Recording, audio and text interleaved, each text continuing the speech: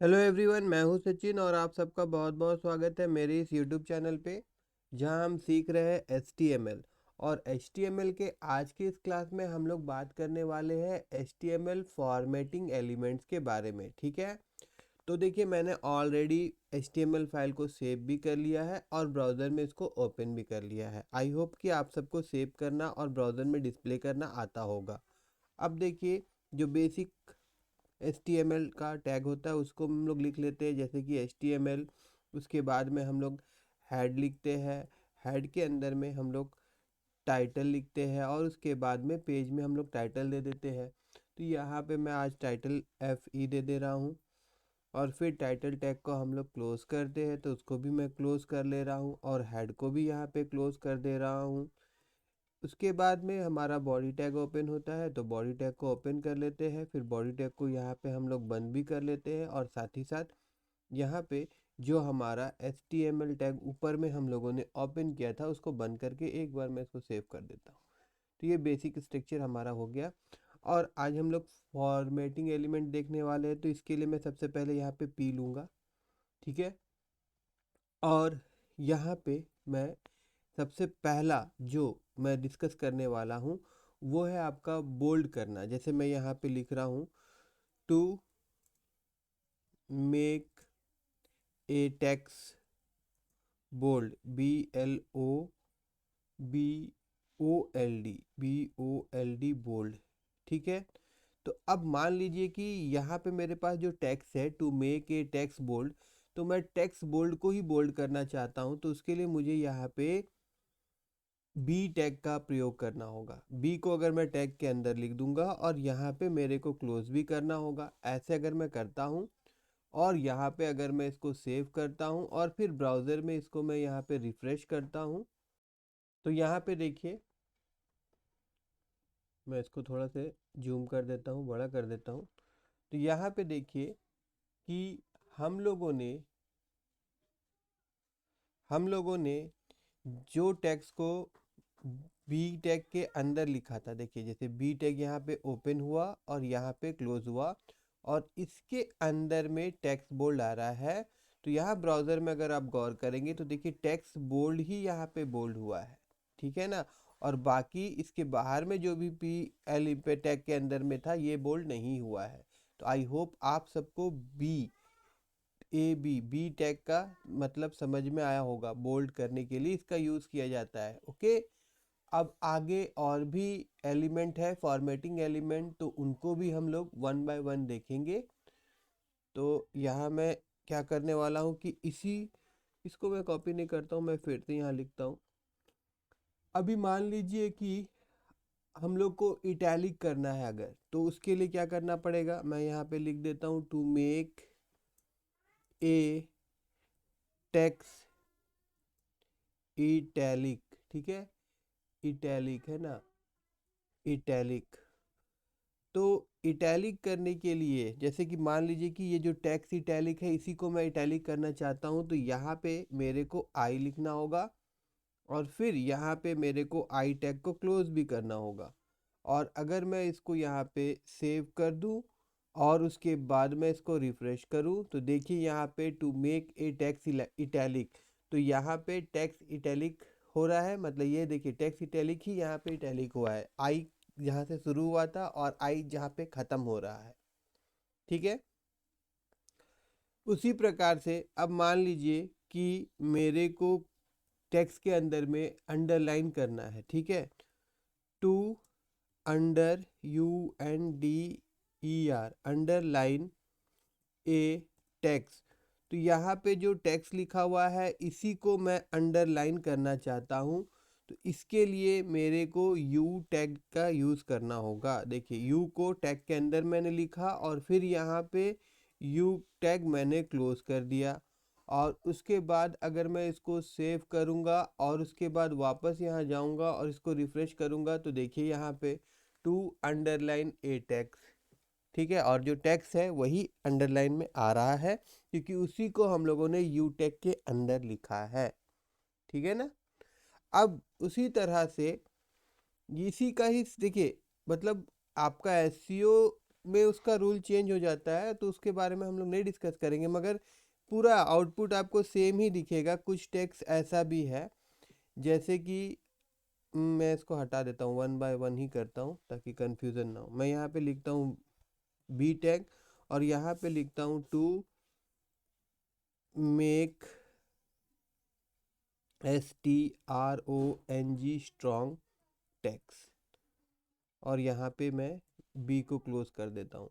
तो strong tag के लिए मेरे को यहाँ पे लिखना पड़ता है स्ट्रॉन्ग, STRONG स्ट्रॉन्ग, और यहाँ पे भी हम इसको क्लोज कर देंगे STRONG स्ट्रॉन्ग। तो देखिए दिखने में तो ये पूरा बोल्ड के जैसे ही काम करता है। देखिए यहाँ पे काम नहीं कर रहा है क्योंकि यहाँ पे हम लोगों ने स्ट्रिंग लिख दिया है। स्ट्रॉन्ग का जगह में STOR स्ट्रॉन्ग लिखना था यहाँ पे हम लोगों को ना, तो यहाँ पे हम लोग STRONG लिखेंगे और यहाँ पे भी ठीक है। और अभी अगर मैं इसको सेव करूँ और देन यहाँ रिफ्रेश करूँ तो देखिए बिल्कुल बोल्ड के जैसे ही काम कर रहा है, ठीक है। मगर अगर ब्राउज़र में देखा जाए तो इन दोनों को वो अलग अलग ही रीड करेगा, ठीक है। इसको एक स्ट्रॉन्ग टेक्स्ट समझेगा वो। उसी प्रकार से हम लोग और एक देखते हैं। यहाँ पे अगर मैं P लिखूँ और उसके बाद मैं यहाँ पे लिखूँ मेक टू मेक IMPHASIZED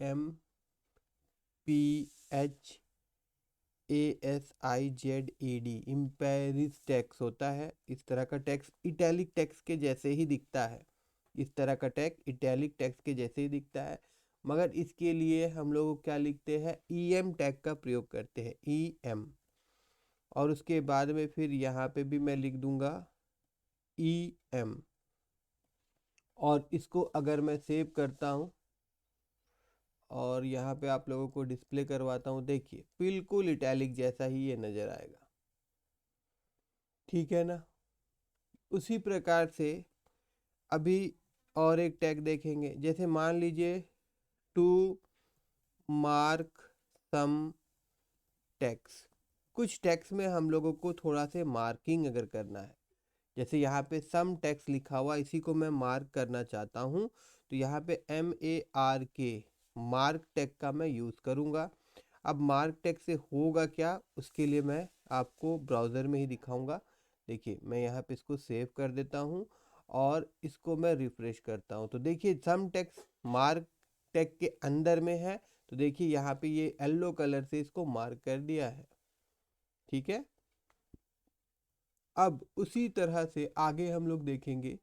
यहाँ पे मैं पहले P टैग ले लेता हूँ और टेक्स्ट को इंसर्ट करने के लिए, ठीक है ना, तो मैं यहाँ पे लिखता हूँ टू इंसर्टेड टेक्स्ट। मतलब इंसर्टेड टेक्स्ट मतलब क्या होगा, देखिए इसमें भी एक अंडरलाइन जैसा ही आएगा। तो अगर मैं यहाँ पे INS लिख दूँ और उसके बाद फिर यहाँ पे मैं INS क्लोज कर दूँ और उसके बाद मैं यहाँ जाऊँ और इसको सेव कर दूँ एंड देन यहाँ पे अगर मैं रिफ्रेश कर दूँ तो देखिए ये भी बिल्कुल अंडरलाइन के जैसे ही काम कर रहा है, मगर इसे हम इंसर्टेड टेक्स्ट कहते हैं, टैग कहते हैं, ठीक है। उसके बाद अब यहाँ पे मैं जा रहा हूँ और मान लीजिए टू मेक डिलीट टेक्स्ट, मतलब कि टेक्स्ट कटा हुआ नज़र आएगा। अगर इस प्रकार से आपको कोई टेक्स्ट बनाना है, डिस्प्ले करवाना है ब्राउज़र में, तो उस टेक्स्ट के आगे DEL लिख दीजिएगा और फिर जहाँ तक आपको रखना है वहाँ पे आप जाके फिर DEL टैग को क्लोज कर दीजिएगा। और इसको भी मैं सेव करता हूँ यहाँ पे एंड देन वापस अगर मैं यहाँ पे इसको रिफ्रेश करूँ तो देखिए ये कटा हुआ आएगा, ठीक है। अब हम लोग आप इसका स्क्रीनशॉट रख लीजिए, ठीक है ना। मैं इसको डिलीट करूंगा क्योंकि अब दो टेक्स्ट का बारे में मैं दिखाना चाहता हूँ, ये काफ़ी इंपॉर्टेंट टेक्स्ट है, तो मैं सेपरेटली इसको दिखाना चाहता हूँ। आई होप कि आप इसका स्क्रीनशॉट रख लिए होंगे। मैं यहाँ से लेके यहाँ तक मिटा देना चाहता हूँ, ठीक है। अब जो हम लोग टेक्स्ट का बारे में बात करने वाले हैं वो है आपका सुपर स्क्रिप्ट और सब स्क्रिप्ट। अब इसका काम क्या होता है, अब मान लीजिए कि हम लोग कुछ इस प्रकार का टेक्स्ट लिखना चाहते हैं, जैसे कि हम लोग लिखना चाहते हैं a प्लस बी का होल स्क्वायर। तो अब ये जो 2 है ये तो ऊपर है ना, इसको हम लोग कैसे लिखेंगे? इसको लिखने के लिए हम लोग एस यू पी टैग का यूज करेंगे। एस यू पी के अंदर में हम लोग 2 को लिख देंगे, तो क्या होगा कि ये टेक्स्ट आपका ऊपर लिखाएगा। उसी प्रकार से अगर मान लीजिए मेरे को H2O लिखना है, तो यहाँ पे गौर करिएगा कि 2 नीचे आ रहा है, तो इसके लिए मेरे को SUB टैग का यूज करना पड़ेगा, और ये 2 को हम लोगों को इसके अंदर रखना पड़ेगा। देखिए, अगर आप MS वर्ड से आए हैं, MS वर्ड किए हैं, तो वहाँ पे भी एक ऑप्शन आता था जिसे हम SUP that mean super script, और SUB मतलब सब स्क्रिप्ट, ठीक है ना। तो मैं आप लोगों को करके दिखाता हूँ। तो यहाँ मैं जाता हूँ और उसके बाद में यहाँ मैं पी टैग, पहले इसको मैं हटा देता हूँ, ये तो क्लियर कर देता हूँ। देखिए यहाँ पे इसको सेव नहीं किया हूँ मैं शायद, सेव एंड देन रिफ्रेश। अब यहाँ जाते हैं हम लोग, और यहाँ मैं लेता हूँ पी टैग, और उसके बाद देखिए मैंने ब्रैकेट लिया और फिर a प्लस बी लिया मैंने। अब इसके ऊपर में मेरे को 2 लिखना है, स्क्वायर है ना, तो मैं क्या करूँगा, मैं SUP लिखूँगा, और फिर यहाँ पे मैं 2 लिखूँगा, और फिर मैं यहाँ पे SUP लिख कर बंद करूँगा, और यहाँ पे मेरा पी टैग बंद होगा। अब यहाँ जाता हूँ मैं और इसको एक बार सेव कर देता हूँ, और एक बार मैं इसको रिफ्रेश करूँ तो देखिए a प्लस बी का होल स्क्वायर आ रहा है, ठीक है ना। ध्यान से देखिए, अब मैं क्या करने वाला हूँ कि पूरा का पूरा मैं फॉर्मूला लिखना चाहता हूँ, तो मैं यहाँ इक्वल टू साइन दूंगा। अब इसका फॉर्मूला होता है क्या है, ए स्क्वायर आता है, तो मैं यहाँ पे फिर से SUP, और यहाँ पे मैं 2 लिख दूंगा, और फिर यहाँ पे SUP को मैं क्लोज कर दूंगा। उसके बाद प्लस लिखूंगा, उसके बाद में फिर B लिखूंगा, उसके बाद में फिर SUP, और फिर यहाँ पे मैं 2 लिखूंगा, और फिर यहाँ पे SUP P लिखूंगा, है ना। तो ये हो जाएगा B स्क्वायर, और उसके बाद में प्लस 2AB। और अगर मैं इसको यहाँ पे सेव करूँ और फिर यहाँ पे अगर मैं रिफ्रेश करूँ, तो देखिए a प्लस बी का होल स्क्वायर का formula a square plus B square plus 2ab यहाँ पे आपको नज़र आ रहा होगा, ठीक है। ये तो आप लोग समझ गए होंगे कि ये ऊपर लिखने के लिए काम आता है, जिसे हम कहते हैं सुपर स्क्रिप्ट। अब सब स्क्रिप्ट, तो यहाँ पे मैं P ले लेता हूँ, और यहाँ पे मुझे H2O लिखना है, तो पहले मैं H लिख देता हूँ। अब 2 इसके नीचे लिखना है, तो मैं SUB का यूज़ करूँगा, सब स्क्रिप्ट, और फिर यहाँ पे 2 ले लूँगा, और देन मैं यहाँ पे फिर इसको बंद कर दूँगा SUB को, और यहाँ पे मैं O लिख दूँगा, एंड देन पैराग्राफ टैग को यहाँ पे हम लोग बंद कर देते हैं। और एक बार मैं इसको कर देता हूँ सेव, और यहाँ आता हूँ और इसको मैं कर देता हूँ रिफ्रेश, तो देखिए यहाँ पे H2O, ठीक है। तो इस प्रकार से हम लोग टेक्स्ट का नीचे और टेक्स्ट का ऊपर टेक्स्ट लिख सकते हैं। तो आई होप कि आप सबको फॉर्मेटिंग एलिमेंट समझ में आया होगा और अच्छा लगा होगा। अगर मेरा ये वीडियो आप लोगों को अच्छा लगा हो तो मेरे इस वीडियो को लाइक करिएगा, और मेरे चैनल को सब्सक्राइब करना मत भूलिएगा।